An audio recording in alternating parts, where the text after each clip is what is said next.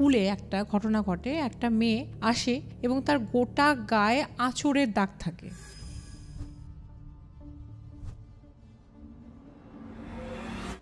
তোমার মা কি খুব মেরেছে কালকে? ও বলে যে না, এটা আমাকে জিনে কেটে দিয়েছে। আমি হেসে বলেছিলাম, তোমাদের জিন যদি সত্যি থাকে তাহলে কালকে আমাকে কিন্তু এইভাবেই আঁচড় দেবে।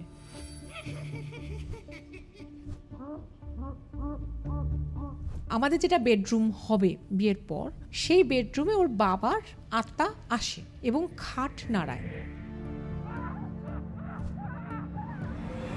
তো আমি উঠেই যেটা আমি দেখছি, আধো আধো চোখে একটা মহিলা, বিভৎসতার মুখ, আমার ঠিক বুকের উপর বসে গলা টিপছে।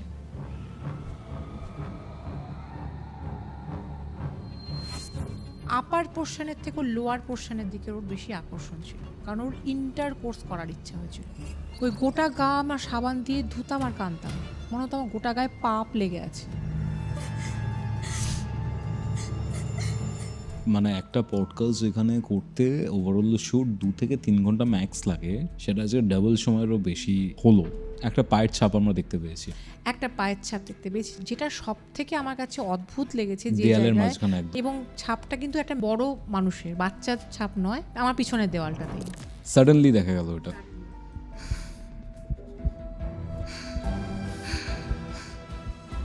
আমি যখনই হাতটা ধরেছিলাম, আমাকে একদম ধরার চেষ্টা করবি না, সাংঘাতিক লাগলো শুনে।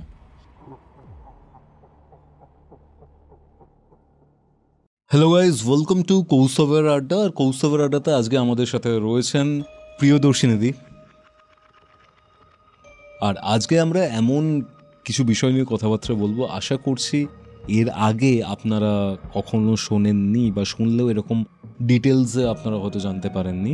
আজকের এই এপিসোড আপনারা কোথা থেকে দেখছেন সেটা কমেন্ট করে জানান। ভিডিওটা ভালো লাগলে অবশ্যই লাইক করে শেয়ার করে দিন। অ্যান্ড আপনার যদি কোনো স্পিরিচুয়াল বা অ্যাস্ট্রোলজিক্যাল হেল্প লাগে, যোগাযোগ করতে পারেন আমাদের অফিসিয়াল হোয়াটসঅ্যাপ নম্বরে, যেটি হচ্ছে 6290675195, এই নাম্বারে। তাহলে চলুন শুরু করছি কৌস্তবের আড্ডার মারাত্মক একটা horror podcast. Hello Priyadarshini, welcome to কৌস্তবের আড্ডা। আজকের এই পডকাস্টটা শুরু করার আগে একটাই কথা বলতে চাই, সেটা হচ্ছে এরকম ধরনের বাধা আমি এর আগে কখনো ফিল করিনি। এখন প্রায় 9:30 বাজে, 6:30টার সময় তুমি এসেছো, অ্যান্ড বিভিন্ন ধরনের প্রবলেম ফিল করেছি এটা শুরু করতে গিয়ে। এখন সবে শুরু হচ্ছে, যখন হয়তো তোমার চলেও যাওয়ার কথা শ্যুট শুরু হওয়ার পর, শেষ হয়ে। আমি জাস্ট কথা বলছি, তো কথা বলতে বলতে রিক্যাপ হচ্ছে যে এতক্ষণ ধরে কী কী হচ্ছিল বা না হচ্ছিল। মানে এখানে লাইট রয়েছে, সব কিছু রয়েছে, জাস্ট একটা ক্যান যেটা গলা ভিজিয়ে নেওয়ার জন্য ইউজ করা হয়, সেটা পড়ে গেল। শুরু করতে পারছি না, ফোকাস নিচ্ছে না, এরকম মারাত্মক ব্যাপার স্যাপার ঘটেছে। এটা মারাত্মক কারণ একটা পডকাস্ট আমরা যখন করি মাইনুটলি সব কিছু আমাদের আগে থেকে, আর এর আগে প্রায় 100-র ওপর পডকাস্ট করেছি, টেকনোলজি সেট আপ সব কিছুর ব্যাপারে একটা সম্যক ধারণা রয়েছে, বাট এরকম ধরনের জিনিসপত্র কখনোই হয়নি। তুমি বলছিলে যে তোমার সাথে কেউ একটা রয়েছে যে এরকম ধরনের প্রবলেম অলওয়েজ ক্রিয়েট করে। আজকে আমি নিজেও সেটা অনেকটা বুঝতে পারলাম লাইভ, প্র্যাকটিক্যালি। সবার আগে জানতে চাই, কেমন আছো তুমি? আমি চেষ্টা করি খুব ভালো থাকার, কিন্তু ভালো থাকতে পারি কই। যখন তোমার বয়স 11 বছর, তখন তোমার সাথে এমন কিছু জিনিসপত্র শুরু হয়, একটা ওরকম বয়সের মেয়ের জন্য সেই জিনিসটা খুব একটা ভালো নয়। আমি কোট আনকোট বলতে পারি ব্যাপারটা খুব নোংরা, ঠিক আছে? তুমি তখন বলছিলে তোমার পিরিয়ডস সবাই স্টার্ট হয়েছে সেই সময়, এবং তারপর থেকেই এমন এমন জিনিসপত্র ঘটে যেগুলো হয়তো এখনো ঘটছে। বলছি, আমার 11 বছর বয়সে আমার ফার্স্ট পিরিয়ড শুরু হয়, যখন আমার কোনো বন্ধুদের পিরিয়ড শুরু হয়ইনি, আর্লি একদম। এবং যে খুব ডেভেলপ আমার ফিগার ছিল, বা আমার বন্ধু দেখতে খুব রোগাশোগা, মানুষ কেউ ভাবতেও পারেনি। তো এই সময় আমাদের স্কুলে একটা ঘটনা ঘটে, একটা মেয়ে আসে এবং তার গোটা গায়ে আঁচড়ের দাগ থাকে। আমি যখন তাকে বলি যে আমি সাধারণত কোনো বন্ধুকেই তুই বলতে পারতাম না, যে তোমার মা কি খুব মেরেছে কালকে, তো ও বলে যে না, এটা আমাকে জিনে কেটে দিয়েছে। এবং জিনে, এবং আমি ভূত শব্দটার সঙ্গে ফ্যামিলিয়ার ছিলাম, কিন্তু জিনটা না আমার কাছে খুব হাস্যকর ছিল। এবং আমি কোথাও এত হেসেছিলাম। আমি সাধারণত খুব শান্ত চুপচাপ ছিলাম। আমি হেসে বলেছিলাম, তোমাদের জিন যদি সত্যি থাকে তাহলে কালকে আমাকে কিন্তু এইভাবেই আঁচড় দেবে। আমি যথারীতি বাড়িতে গিয়ে ভুলে গেছি, পড়াশোনা করেছি, ঘুমিয়ে গেছি। মা বাবার একটাই মেয়ে, আদরের মেয়ে। তারপরের দিন সকালবেলায় উঠে, খুব গরমকাল ছিল, আমি পড়তে বসেছি, সকাল 8টা, প্রচণ্ড ঘাম হচ্ছে, আমার প্রচণ্ড গা জ্বালা করছে। কেন গা জ্বালা করছে আমি কিন্তু বুঝতে পারছি না। স্নান করতে গেছি, স্কুল যাব, তাড়াতাড়ি করে স্কুল যাব। তখন বাথরুমে আমাদের কোনো আয়না ছিল না, তখনও বুঝতে পারিনি। স্কুল যাওয়ার আগে ঠিক যখন রেভানটা বাজছি আমি, তখন দেখছি গোটা গলা, মানে একদম বুকের ঠিক ওপরে পোর্শন থেকে আমার এইভাবে, ঠিক একটা বাঁদর যেরকম একটা আঁচড় দেয় বা হনুমান যেভাবে গা চুলকায়, সেইভাবে গোটা গলা এবং ঘাড় কাটা। সিরিয়াসলি। এবং সেটা একদম টাটকা, একদম লালচে হয়ে আছে, কারণ তার আগের দিন রাত্রিবেলা তো পর্যন্ত কিছু হয়নি, ক্রিম মেখে শুয়েছি আমি। তো আমি তখন কিছুক্ষণ অবাক হয়ে তাকিয়ে থাকলাম এবং মাকে বললাম, প্রথমেই গিয়ে জড়িয়ে ধরে। মা, ভীষণ ভয় পেয়ে গেছিলাম আমি। সেই দিন থেকেই একটা শুরুয়াত হয় কোথাও গিয়ে, এই যে অবিশ্বাসের হাসি আমার, এবং তার আগমন আমার জীবনে, সে এন্ট্রি নিল, এটা একটা। তার কিছুদিন পর থেকে আমি ফিল করি যে আমি রাত্রিবেলায় ঘুমোতে যাওয়ার আগে যখন আমার বাবাকে বলতাম, বাবা আমি একটু জল খাবো, জলটা খেয়ে যখন একদম ফাইনাল চোখটা বন্ধ করে একদম ঘুমিয়ে যাচ্ছি গল্প টল্প শোনার পর, তখন মূলত কানের কাছে কোনো একটা কেউ আসছে খুব ক্লোজভাবে, এবং এই যে ঘাড়ের এই সেন্সিটিভ জায়গাগুলো, আমি খুব সেন্সিটিভ ছিলাম চিরদিনই, এখনও তাই। কেউ একটা কিছু আমাকে ফিস ফিস করে বলতে চাইছে, এবং কেন জানি না আমার মনে হতো সে কথাগুলো ভবিষ্যতের যেটা ঘটবে, এবং সেটা ভালো কথা নয়, কিছু একটা আশঙ্কা, কোনো একটা বিপদ, কোনো একটা বাজে, কোনো একটা ভয়ের কথা।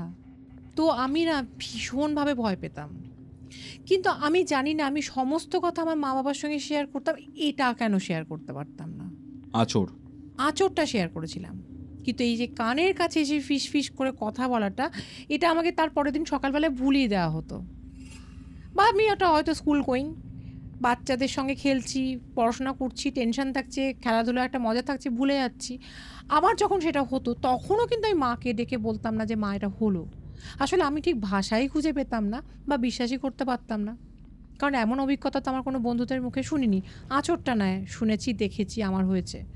তো এই রকম 11 বছর বয়স থেকে শুরু হয়, যেটা চলতে থাকে এবং সেটা না বাড়ে না কমে। কিন্তু একটা জিনিস হয়, যখনই আমি কাউকে আঁকড়ে ধরি, যখনই আমি কাউকে খুব ভালোবাসি, আমার যেন মনে হয় আমার চারপাশটাকেও ফাঁকা করে দিচ্ছে, আমি খুব একা হয়ে থাকছি সবার মাঝখানে থেকেও। আর যদি শিয়ালদা স্টেশনে ভিড়ের মধ্যে তোমার মনে হয় তুমি খুব একা, ধাক্কা খেতে খেতেও মনে হয় ঠিক সেরকম, চারিদিকে এত স্কুলের বন্ধু, সবাই আমাকে ভালোবাসে, ফ্যামিলি সবাই, দিদা, মাসি, মা, বাবার একদম। এবং একটা আমাদের বাড়িতে মেন প্রবলেম ছিল, আমি দেখতে খুব সুন্দর ছিলাম, ওরা সবসময় ভয় পেত যে আমার কিছু একটা বিপদ হবে। কেন ভয় পেত সেটা আমি জানি না, এটা আননোন রিজন। এবং আমাকে কোথাও ছাড়তো না ওরা, একা কোনো জায়গায়, কোনো দোকানে, বন্ধুদের বাড়িতে, কোনো অনুষ্ঠানে, সবসময় ওরা থাকতো। একটা বাচ্চা সে সবসময় চাইবে তার সমবয়সী মানুষের সঙ্গে খেলতে, তার বদমাইশি, তার দুষ্টুমি, তার ছেলে মানুষই সে সবসময় চাইবে শেয়ার করতে তার সঙ্গে, তার সমবয়সীর সঙ্গে। সেইটুকু মানে আমার কাছে সুযোগ ছিল না। ফলে এবং গেমকে বল খেললেও আমাকে বল বা ক্রিকেট খেলতে গেলেও আমাকে আটকানো হতো যে আমার হাত পা স্টিফ হয়ে যাবে, আমার সৌন্দর্য নষ্ট হয়ে যাবে। এর থেকে আমার একটা প্রচণ্ড রাগ হতো, কিন্তু আমি প্রচণ্ড শান্ত ছিলাম। তখন থেকে আমি একটা নতুন খেলায় মত্ত হয়ে যাই। এই খেলাটা কেউ আমাকে আগে শেখায়ও নি, কেউ ইন্সপায়ারও করেনি, কেউ বলেও নি যে কেউ সে খেলে। কাউকে দেখে যে আমি অনুকরণ করেছি তা নয়, আমি আত্মা ডাকতাম। তার একটা কারণ হচ্ছে আমি খুব ভালো গান করতাম, ওখানে কোনো গানের ভালো টিচার পাওয়া যেত না, খুব রিমোট এলাকায় আমি মানুষ হয়েছি। কোথায় জায়গাটা? মুর্শিদাবাদের একটা একদম গ্রামই বলতে গেলে, বেলডাঙ্গা শহরে, মানে গ্রামে। তো বহরমপুর থেকে 22 কিলোমিটার দূরে। তো সেখানে কোনো গানের টিচার ভালো পাওয়া যেত না, কোনো রকম তবলা বাজানোর কেউ, বা গানের পরীক্ষার সময় সবসময় আমাকে কোনো গান বিট্রে করেনি, সবসময় ফার্স্ট ডিভিশন ফার্স্ট, এটা আমার থাকতোই। কিন্তু সেটা আমাকে অনেক লড়াই করতে হতো, এবং প্রত্যেকটা সময় আমাকে বলা হতো আমার মায়ের বাবা যদি বেঁচে থাকতেন তাহলে আমার নাকি গানের ক্ষেত্রে আমাকে কোলে বসে একটা পর একটা গান শিখিয়ে দিতেন। আমার প্রচণ্ড গানের প্রতি আকর্ষণ ছিল, পড়াশোনার থেকেও। তো আমার ওই একটা পার্টিকুলার আত্মাকে আমি ডাকতাম, মানে আমার মনে হতো উনি যদি থাকতেন তাহলে আমার এটা হতো, উনি যদি থাকতেন তাহলে আমার ওটা হতো। তা আমার দিদান একদিন বলেছিলেন যে তুই কি করছিস সন্ধেবেলায়, কারণ ওখানে তখন অতটা চারিদিকে উনুনের ধোঁয়া, সন্ধেবেলা হলেই সাজাল জ্বালানো, যাদের বাড়িতে গরু আছে, খুব ধোঁয়া চারদিকে সন্ধেবেলায়। আর সন্ধেটা আমার প্রিয় নয়, কিন্তু সন্ধেটা আমি ছাদে থাকতাম, চুল খোলা থাকতো সব সময়, এগুলো আমি মানতামই না আসলে, বাচ্চা একটা যেরকম হয়। তো আমার দিদা একদিন বলেছিল এরকম আত্মা ডাকিস না, কারণ দিদাকে আমি বলেছিলাম আমি আত্মা ডাকি। কিভাবে? আমি বলতাম তুমি আমার কাছে এসো, তুমি একবার আমাকে দেখা দাও, তুমি থাকলে আমার এই জিনিসটা হতো না, তোমার এত গল্প শুনি আমাকে একবার দেখা দাও, আমি একটু ভয় পাবো না। মানে বাচ্চারা যেমন আবদার করে বলে আর কি, কেউ সামনে নেই, কোথাও কেউ নেই, কিন্তু আমি মনে করছি যে আমি যদি আকুল হয়ে ডাকি তাহলে সে আমাকে সাড়া দেবে, একটা বিশ্বাস, সরল বিশ্বাস, নিষ্পাপ বিশ্বাস। তখন থেকে একটা পোর্টাল খুলে গেল, সেটা একটা অন্য দিক। এবার সেখান থেকে আমি একটা অন্য জায়গায় যাচ্ছি, যেটা নিয়ে আমি মেইন আজকে বলতে যাচ্ছি। আমার জীবনে এমন অদ্ভুত অদ্ভুত ঘটনা ঘটেছে, তার মধ্যে একটা অদ্ভুত ঘটনা আমি মাঝখান থেকে শুরু করি, একদম প্রথম থেকে শুরু না করে মাঝখান থেকে একটা ঘটনা দিয়ে শুরু করি। ওকে। একটা শনিবার, বাড়িতে ফাঁকা ফাঁকা দুপুর, প্রচণ্ড গরম, রাস্তায় কুকুর পর্যন্ত নেই, প্রচণ্ড রোদও আসছে।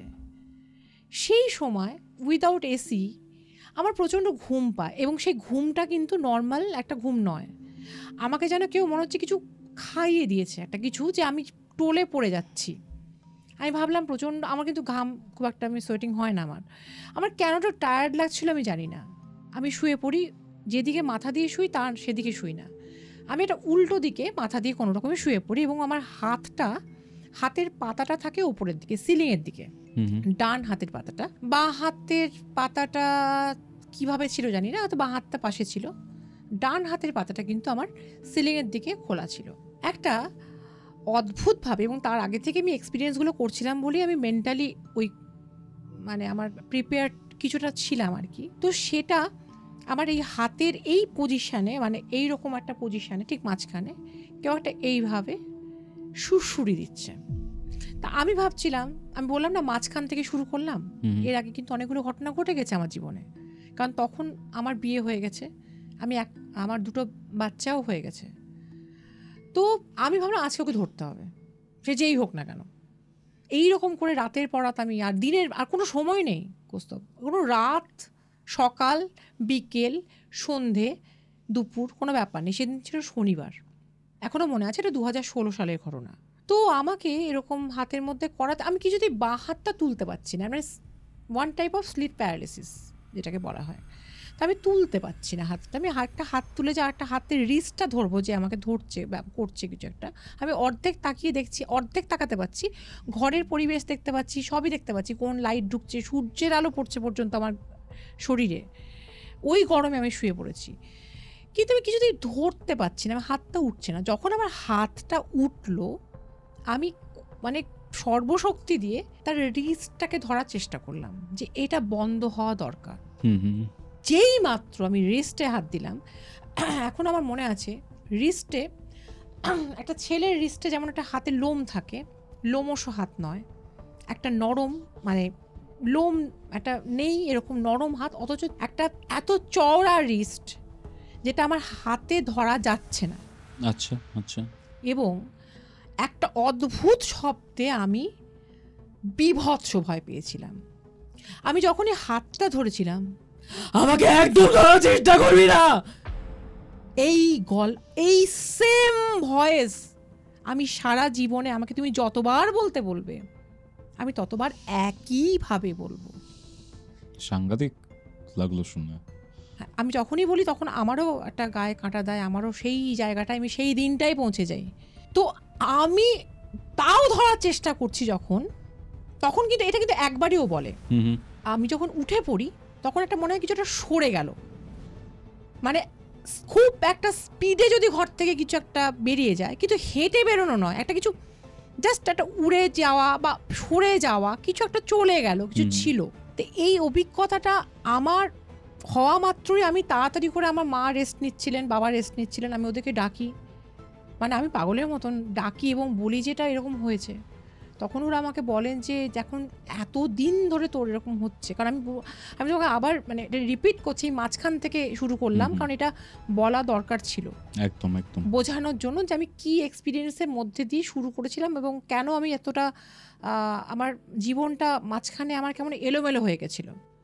তখন আমাকে বলে যে এমন জায়গায় যা যেখান থেকে এর থেকে মুক্তি পেতে পারিস, এবং কারণটা কি, এটা কেন হচ্ছে, এটা কাউরির শত্রুতা, কোনো রকম কালা জাদু বা কোনো কিছু বা কিছু একটা, মানে আমরা কিছুই বিশ্বাস করি না, কোনো কিছুই প্রমোট করছি না, কিন্তু কিন্তু কিছু একটা হচ্ছে ডেফিনেটলি। হ্যাঁ, তাহলে সেটা নিশ্চয়ই তার একটা রেমেডি আছে, কিছু একটা আছে। ঈশ্বর তো সর্বশক্তিমান, তাহলে ঈশ্বরের শরণাপন্ন হও তুমি। আর এর শুরুটা হয়েছিল কিন্তু আমার বিয়ের পর থেকে। ওকে।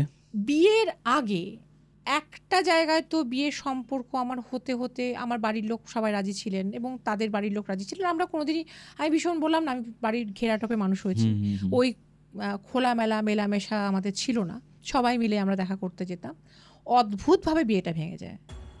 সেই দিনও আমি কারণটা বুঝিনি যে এন্টিটি আমার কাছে আসছে সে চাইছেই না যে আমার কেউ ক্লোজ হোক, বা আমার শরীর, আমার মন, আমার সব কিছুর উপর কাউরির অধিকার থাক, সেই একমাত্র হবে।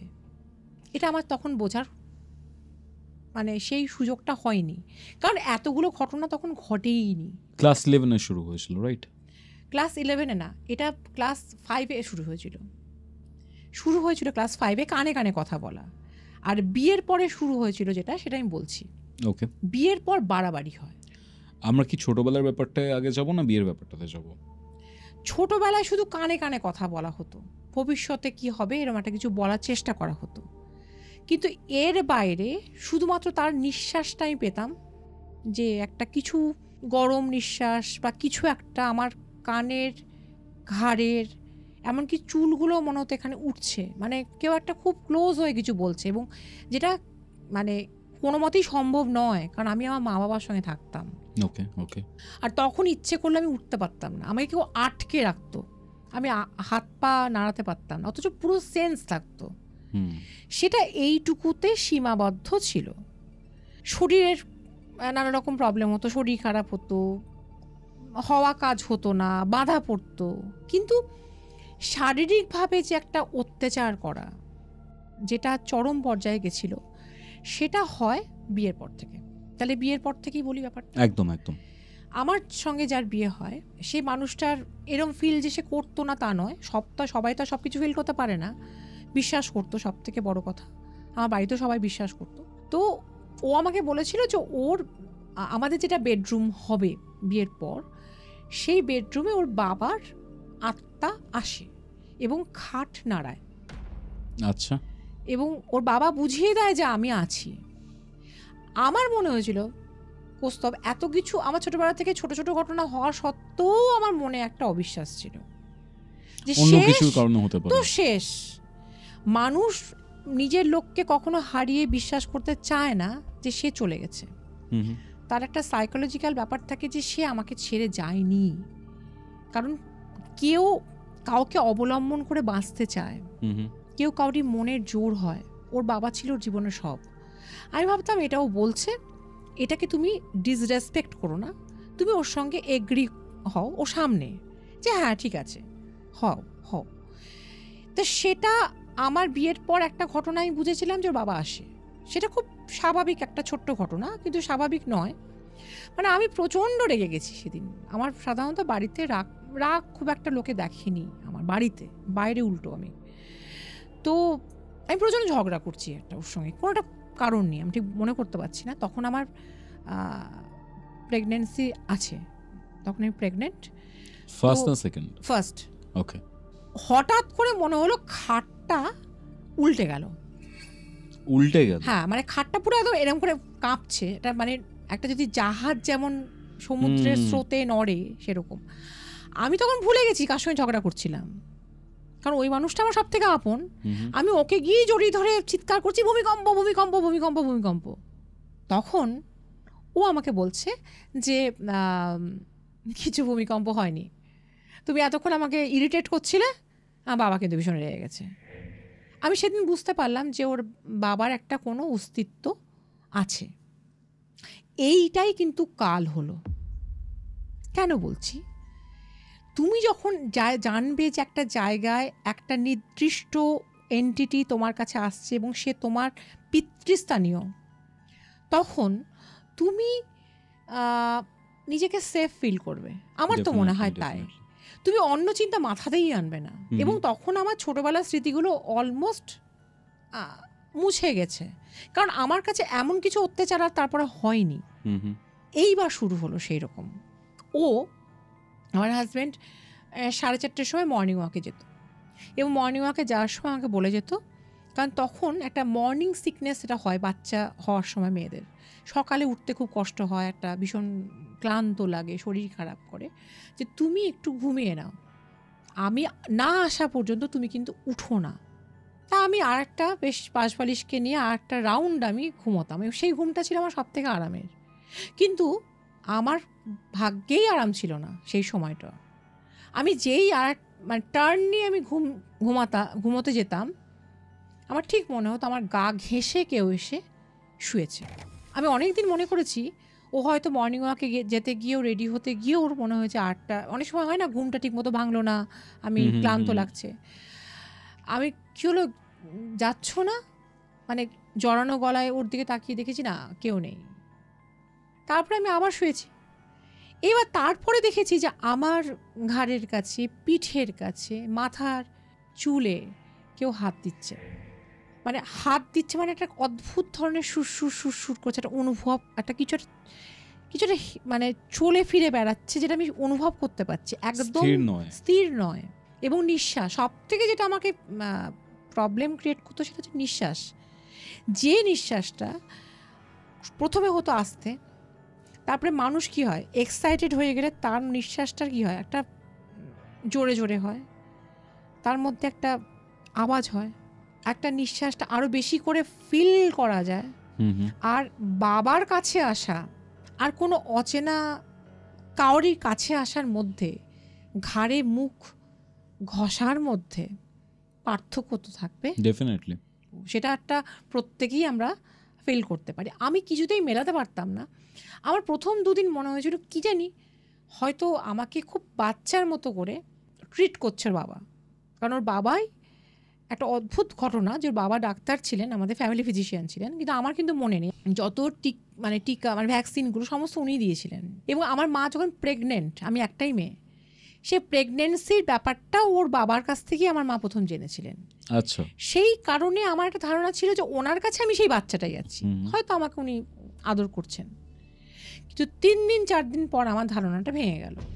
আমি তখন ওকে জিজ্ঞেস করলাম যে তুমি কি এই রুমে আর কাউকে ফিল করো? কারণ তখন আমার মনে হতে শুরু করেছে যে ওই বাড়িটা বা ওই ঘরটার মধ্যে আরও কেউ আছে।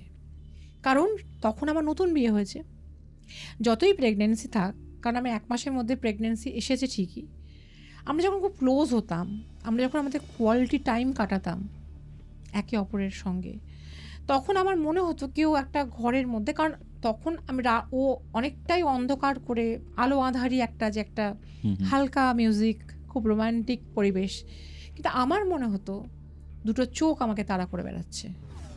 মানে ওই ফিজিক্যাল ইন্টিমেসির সময় মনে হতো কেউ দেখছে আমাকে, এবং সেই দেখাটা খুব একটা মানে সেটা তো অস্বস্তিকর হবেই, কারণ সেটা আমাদের দুজনের সময়, সেখানে সিসিটিভি লাগালেও ঠিক যেটা, দুটো অজানা চোখ থাকলেও সেটাই এক্স্যাক্টলি, এবং সেটা বেশ রেগে যাচ্ছে, যেন মানে কোনো জিনিস হয়তো পড়ে যাচ্ছে, যাতে আমাদের কি হচ্ছে আমরা খুব ইন্টিমেট অবস্থাতেও আমরা তাকাচ্ছি পিছ ফিরে যে কি পড়ে গেল, যেটা পড়ে যাওয়ার কথা না, কোনো হাওয়া নেই, কিছু নেই, একটা হয়তো সাধারণ গ্লাসই পড়ে গেল, সাধারণ কিছু একটা আওয়াজ হলো, এমন একটা আওয়াজ হলো তুমি অন্যমনস্ক হয়ে, তোমার মাইন্ডটা ডিস্ট্রাক্টেড হয়ে গেল, ডাইভার্ট হয়ে গেল, তোমার তুমি তুমি একটু সময়ের জন্য হলো ওর থেকে আলাদা হয়ে গেলে, কিন্তু পরের দিকে মনে হলো যে এই জিনিসটা, এই যে আমাদের দুজনের একসঙ্গে থাকাটা, সে যেই আসুক না কেন, সে তৃতীয় যে ওর বাবা নয়,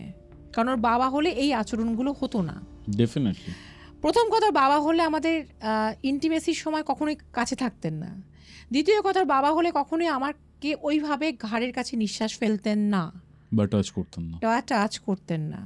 তো এটা আমি বারবার বলতে বলতে, বিশ্বাস করাতে করাতে, তখন আমার একটা ডেলিভারির চিন্তাও ছিল যে আমি বাঁচবো কি চলে যাব কি, এরকম হবে, এরকম ব্যাপারটা ছিল। কারণ প্রথম যখন মা হয় মেয়েদের অনেক রকম ভয় থাকে, কাজে আমার না ওই চিন্তাটার মধ্যে আমি একদম আটকে থাকতাম না, অনেক রকম চিন্তা হতো, আর কমপ্লিকেশান থাকে কিছু। বাচ্চাটা হওয়ার পর থেকে শুরু হলো আরও অত্যাচার। আমার হাজব্যান্ডের অদ্ভুত স্বভাব হচ্ছে, একটা অদ্ভুত নেচার এখনও পর্যন্ত। আমি যখন ঘুমিয়ে থাকি তখনও আমাকে মুগ্ধ হয়ে তাকিয়ে দেখে, আর আমি যখন জেগে থাকি তখন ওই মুগ্ধ দৃষ্টিটা আমি খুব রেয়ারলি পেয়েছি।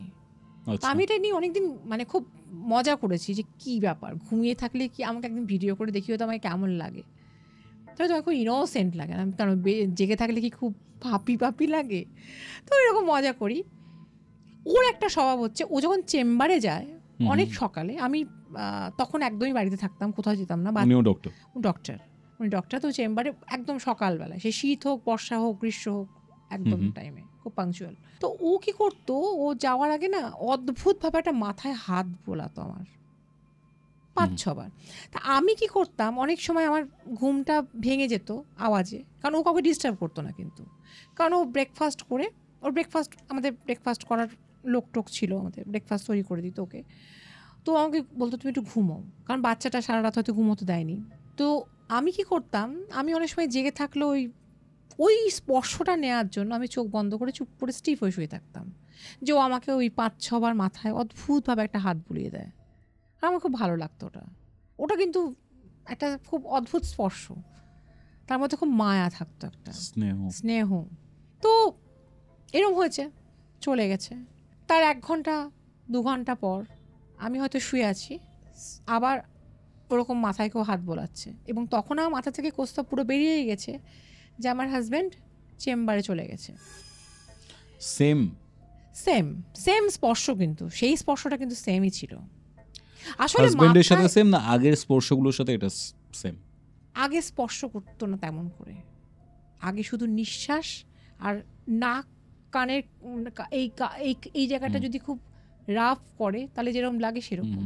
হাতের স্পর্শ তখন আমি খুব একটা ফিল করিনি, এটা হাতের স্পর্শ। এবং চুলের উপর দিয়ে হাতের স্পর্শ হলে খুব একটা হাতের পার্থক্য বোঝা যায় না যতক্ষণ তোমার স্কিনের উপরে সে হাতটা পড়বে। তুমি চিন্তা করে দেখো, চুলের লেয়ারটা অনেকটা আমাদের, তা সেখানে আমাদের বুঝতে পারা যায় না।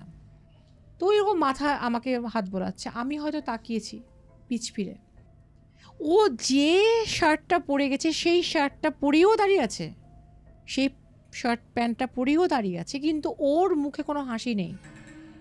আমি বলছি তুমি যাচ্ছ, যাও চেম্বারে। আমি ভেবেছি যাওয়ার টাইম হয়ে গেছে, ঠিক এই ঘুমের ঘোর এরকম বলেছি। তারপর আবার যখন আমি টার্ন নিয়ে শুয়েছি তখন মনে হচ্ছে রিপিট হচ্ছে। আমি তো একে টাটা বাই বাই 1 ঘন্টা 1.5 ঘন্টা আগে করে দিয়েছি, আবার সেম, তাহলে আবার একে এসেছে, তাহলে ওর শরীর খারাপ হয়েছে। হ্যাঁ, ও হয়তো চেম্বার থেকে চলে এসেছে, আমি তাড়াতাড়ি করে উঠে দেখেছি কেউ নেই ঘরে। কৌস্তব, মানে মানুষ চেনা লোকের জামার গন্ধ যেমন চিনতে পারে, চোখ বন্ধ করে জামাটা কার, আমার ছেলের না আমার হাজব্যান্ডের, স্পর্শ চিনতে পারে। এনটিটি যার হয়তো দেহ নেই, তাই তো, দেহ নেই, বিদেহী, তাদের স্পর্শও কিন্তু চেনা যায়, কারণ তাদের স্টাইল, প্রত্যেকের একটা আদর করার স্টাইল থাকে, প্রত্যেকেরই একটা কাছে আসার স্টাইল থাকে। তো যাই হোক, সেইখান থেকে আমার কোনো জায়গায় মনে হয়েছিল যে পার্টিকুলার কেউ একটা আসছে, এই নয় যে 5-6টা এন্টিটি আমার কাছে এসে ভিড় করছে, শুধু একটা দিন, এবং কোনো সময় ছিল না, সকাল, বিকেল, দুপুর, সন্ধে, রাত। এবং আমার যতবার এটা হতো, যখনই হতো তখন আমি ঘুম থেকে তাড়াতাড়ি করে, স্লিপ প্যারালিসিস তো, আমি উঠে পড়তাম, আমি আমার ঘরে কি নাইট ল্যাম্প জ্বলছে সেটাও কিন্তু দেখতে পেতাম, কিন্তু কথা, আমি পাশের আমার হাজব্যান্ড শুয়ে আছে, আমি ওকে হাত বাড়িয়ে ডাকতে পারতাম না যে আমাকে তুলে দাও, দেখতে পাচ্ছি আমি সবই। একদিন এরকম হয়েছিল, একদিনই শুধু একটা মহিলা এসেছিল আমার কাছে, অদ্ভুত, মানে অন্য কেউ, যে মহিলাকে আমি চিনিও না। এবং টিপিক্যাল আমরা যে গল্প পড়ি, এটা নয় যে আমার গল্প পড়ে আমি কোনো একটা কল্পনা করছি, না, এত কল্পনা শক্তি আমার অন্তত নেই। সন্ধেবেলায় আমি অসময়ে ঘুমিয়ে গেলাম সেদিন 5টার সময়। কোন সাল এটা বলছি আমি 2011। আমি একটু এলোমেলো করে বলছি, হ্যাঁ, কোনো সময় 16তে আসবো, কোনো সময় আমরা 18তে যাব, কোনো সময় একটু পিছিয়ে যাব, কোনো সময় একটু এগিয়ে আসবো। একটা ট্রাভেল করছি আমরা, মানে ঘুরছি, এদিক ওদিক ঘুরছি, মজা করছি। এখন মজা লাগছে, কিন্তু জিনিসটা যখন এক্সপিরিয়েন্স করি তখন কিন্তু আমার চোখের জল বেরিয়ে যায়। তো 2011-তে, তখন আমার দিদা বেঁচে ছিল, আমার মনে পড়ছে, যেটা 2012-তে আমার দিদা মারা গেছে। তো আমি শুয়ে আছি, আমার মনে হচ্ছে আমার প্রচণ্ড একটা শ্বাসকষ্ট হচ্ছে, আমার শ্বাসকষ্ট নেই। তা কী হচ্ছে, সন্ধেবেলায় লাইটটা তো জ্বালানো নেই, তখন দুপুর থেকে লাইটগুলো নেভানো থাকে। তো আমি উঠেই আমার যেটা আমি দেখছি, আধো আধো চোখে একটা মহিলা, বীভৎসতার মুখ এবং সধবা মহিলা, কারণ আমি একটা সিঁদুরের টিপ টাইপের কিছু দেখেছিলাম, কিন্তু বীভৎস রোগা, এবং তার মুখটা একদম ভীষণ কুৎসিত টাইপের। আমাকে আমার ঠিক বুকের উপর বসে গলা টিপছে, এবং তার আঁচলটা, মানে টিপিক্যাল আমরা যে গল্পগুলো পড়ি সেইটা যে নিজে চোখে যখন মানুষ দেখে না, তখন সেটা যখন খুব, মানে আমি খুব ব্লেসড যে আমার হাজব্যান্ড বিশ্বাস করে, আমার ফ্যামিলি বিশ্বাস করে, কিন্তু এটা তুমি যখন বাইরে বলবে না, লোকে বলবে গল্প করছি, গল্প শোনাচ্ছি আমি। তার আঁচলটা কিন্তু লুটিয়ে আমার পাশবালিশটার পুর্দি পড়ে আছে, যেন আমাকে গলা টিপে মারতে আসছে। এই একটা জিনিস আমি দেখেছিলাম, উঠে আমি ঘর থেকে বেরিয়ে এসেছিলাম। এই একটা বাড়ি কোনো ফিমেল এসেছিল, আর আমি আবার ফিরে যাচ্ছি আমার সেই এন্টিটির কাছে, যে আমাকে ভালোবেসে বা আমাকে বিরক্ত করার জন্য বা ভোগ করতে যাওয়ার জন্য বাজে একটা ইন্টেনশন নিয়ে আমার কাছে আসতো। এরকম হতো। একটা মজার ঘটনা বলি, মানে এটা মজার নয় কিন্তু মজার করে বলি, অনেকক্ষণ তো খুব সিরিয়াস কথা বললাম, আমরা একটু মজাই যায়। এমন হয়েছে, আমি জেগে আছি, আমি লেফট সাইডে টার্নি শুয়ে আছি, আমার বাচ্চাটা খুব ছোট ছেলেটা মাঝখানে শুয়ে আছে, আমার হাজব্যান্ড অনেকটা দূরে, আমাদের খাটের মাপ মোটামুটি 9, মানে বিশাল খাট। তো আমার হাজব্যান্ড একটা বাজে অভ্যেস হচ্ছে যে ব্ল্যাঙ্কেট নিয়ে শোয় না, এবং এসি যখন খুব চিল্ড হয়ে যায় তখন ওর গায়ের ব্ল্যাঙ্কেট টানে, সেটা বাচ্চারও টানে। তা আমি ওই জন্য ওকে র্যাপ করে রাখতাম বাচ্চাটা, যেন বাচ্চাটার গা থেকে ওইটুকু ব্ল্যাঙ্কেট ওর কতটুকু দেহ ঢাকবে, তখন ছোট্ট বাচ্চা আমার।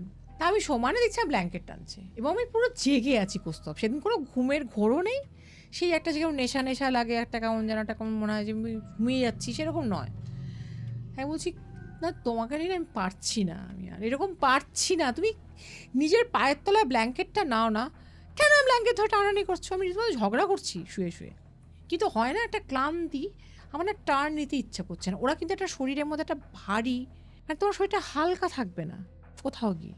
এবং আমি কিন্তু আমি কিছু ঠান্ডা বোধ করছি না, আমি কিন্তু খুব শীতকাতুরে বেসিক্যালি। হঠাৎ করে আমার মনে হলো যে আমার বাচ্চাটা তো মাঝখানে শুয়ে আছে, আর আমার হাজব্যান্ড শুয়ে আছে এক কর্নারে, উত্তর দিকে ধরো, আমি শুয়ে আছি পুরো দক্ষিণ দিকে, মাঝখানটা বাচ্চাটা শুয়ে আছে, এবং বড় খাট। ও উঠে সেই যদি আমার ব্ল্যাঙ্কেটটা, মানে একই খাটে শুয়ে আছি, টানাটানি করবে, তাহলে তো পায়ের কাছে ব্ল্যাঙ্কেটটা টেনে শোবে। তখন আমি বললাম এটা কি ধরনের, বলে মানে কি ধরনের অসভ্যতা বা কি ধরনের কি একটা, মানে কিছু বলতে গেছি, একটা কিছু যে বদমাইশি বা রসিকতা বা কিছু একটা এরকম একটা ভাষা বলতে গিয়ে আমি তাকিয়ে দেখছি আমার হাজব্যান্ড যথারীতি উল্টো দিকে মুখ করে ঘুমোচ্ছে, আর আমার বাচ্চাটা ছোটো, কোনো জ্ঞান নেই, ঘুমোচ্ছে। তখন আমি মনে করলাম আজকে আমি একটু খেলা খেলবো। ওরা বড্ড খেলা করেছে আমার সঙ্গে, আমার শরীর নিয়ে, যেটা খুব সেন্সিটিভ জায়গা।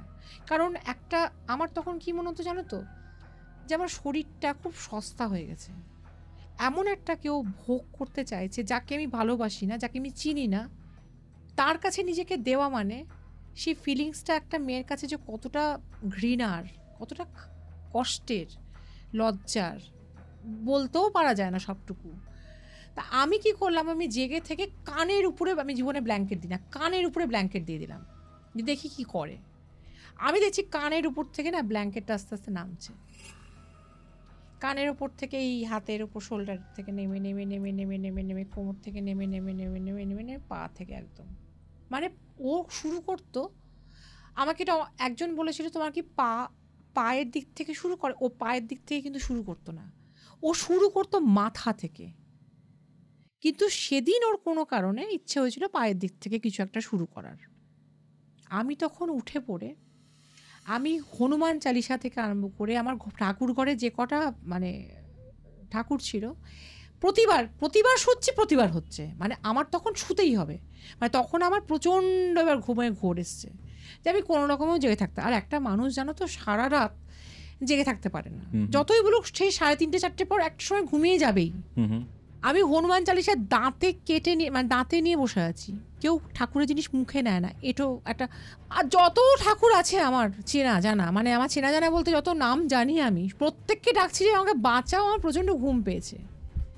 কিন্তু সত্যি অনেস্টলি স্পিকিং সেদিন কোনো কিছুতেই আমার কাজ দেয়নি। সারা রাত এইরকম তাণ্ডব চলেছিল। এইরকমই আরেকটা রাত আমার জীবনে এসেছিল, যেটা অদ্ভুতভাবে সেই ছেলেটাকে আমি দেখেছিলাম। ভাবতে পারো যে ছেলেটার আত্মা আমার কাছে আসছে, সেই ছেলেটাকে আমি ফিজিক্যালি দেখেছি। ফিজিক্যালি? হ্যাঁ। ফিজিক্যালি কীরকম? এইরকম যে আমাদের সেদিন আমার মনে হলো মাঝে মাঝে নাইট ল্যাম্প আমি চেঞ্জ করি, কারণ এক নাইট ল্যাম্প জ্বললে না খুব মনোটোনাস লাগে। আর স্প্রে যেন খুব, আমার যেটা খুব বাজে সবাই বলে যে গায়ে নাকি পারফিউম দিয়ে শুতে নেই, অ্যাট্রাক্টেড হয়। আর আমার গায়ে পারফিউম না দিলে আমি শুতে পারি না, পাউডার একদম সাধু বাবার মতন পাউডার না দিলে আমি শুতে পারি না। আর গোটা রুমে আমি কিন্তু রুম স্প্রে দিই না, পারফিউম স্প্রে করি, পারফিউম স্প্রে ট্রে করে শুয়ে আছি। আমার অপোজিটে, মানে অপোজিট বলবো না, রাইট সাইডের টেবিলে একটা এমার্জেন্সি লাইট আমি সেদিন জ্বালিয়ে রেখেছি, কারেন্ট আছে কিন্তু জাস্ট চেঞ্জ করার জন্য, একটু লাইটটা চেঞ্জ হবে, একটু মুডটা চেঞ্জ হবে, একটু আলো আধারি হবে। আমি দেখেছিলাম আমার বালিশের এতটা গ্যাপ ছিল, এতটা গ্যাপ। একা ছিলেন কি? না না, আমার হাজবেন্ড সবসময়তেই শুয়ে থাকে আমার পাশে, এবং বাচ্চারা থাকে সেই সময়টা। এখন বাচ্চাটা আমার মায়ের কাছে থাকে। এই যে হাতের এই জায়গাটা, আমরা যখন এইভাবে প্রেস, কোনো একটা জায়গায় প্রেস করি না, কাউরির এই জায়গাটা সামনে আসে, কাউরির এই জায়গাটা সামনে আসে, এই জায়গাটা যেখান থেকে ভেন থেকে আমরা ব্লাড কালেক্ট করি, সেই জায়গাটা সামনে এসে আমার দিকে এভাবে তাকিয়ে আছে। এবং ছেলেটার এখনও আমার মনে আছে এরকম দাড়ি, স্লিম ফিগার, এবং 1 সেকেন্ড কি 2 সেকেন্ডের জন্য আমি ওকে দেখেছিলাম। কিন্তু ছেলেটাকে আমি বিশ্বাস করবো স্তব সারা জীবনে কোনোদিন ওকে দেখিও নি, আমি কাউকে চিটও করিনি যে কেউ আমার জন্য কিছু তার নিজের জীবনে কোনো ক্ষতি করেছে, যে সে ফিরে আসছে, আমি চিনতে পারিনি। কিন্তু আমি 2 সেকেন্ডের জন্য আমার তার চেহারাটা আজ অবধি মনে আছে।